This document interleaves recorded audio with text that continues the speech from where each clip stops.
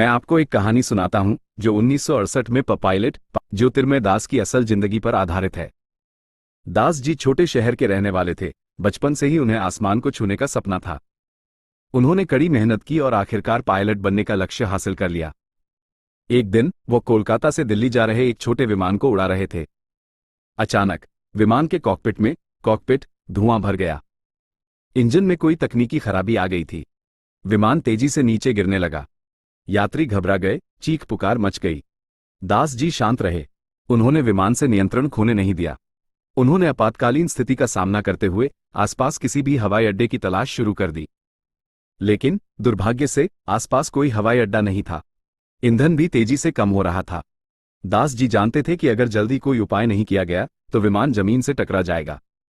उन्होंने हिम्मत नहीं हारी। उन्होंने एक सूझबूझ भरा फैसला लिया। उन्होंने विमान को गंगा नदी की तरफ मोड़ दिया।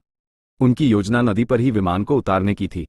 यह एक बहुत ही खतरनाक फैसला था, लेकिन उनके पास कोई और विकल्प नहीं था। दास जी अपने पूरे अनुभव और सूझबूझ का इस्तेमाल करते हुए विमान को धीरे धीरे नदी की सतह पर उतारने में सफल रहे। हालांकि विमान पानी से टकराने के कारण क्षतिग्रस्त हो गया, लेकिन सभी यात्री और दल के सदस्य सुरक्षित थे। ये घटना पूरे देश में सुर्खियों में छा गई। ज्योतिर्मय दास को उनकी सूझबूझ और शांतचित्तता के लिए राष्ट्रीय वीरता पुरस्कार से सम्मानित किया गया। उनकी कहानी हमें बताती है कि मुश्किल परिस्थितियों में भी हिम्मत नहीं हारनी चाहिए और सूझबूझ से काम लेकर किसी भी चुनौती का सामना किया जा सकता है।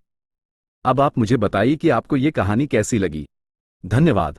अगर आपको ऐसी ही ज्ञान से भरी कहानियां सुनना पसंद है तो मेरे चैनल को सब्सक्राइब करना न भूलें।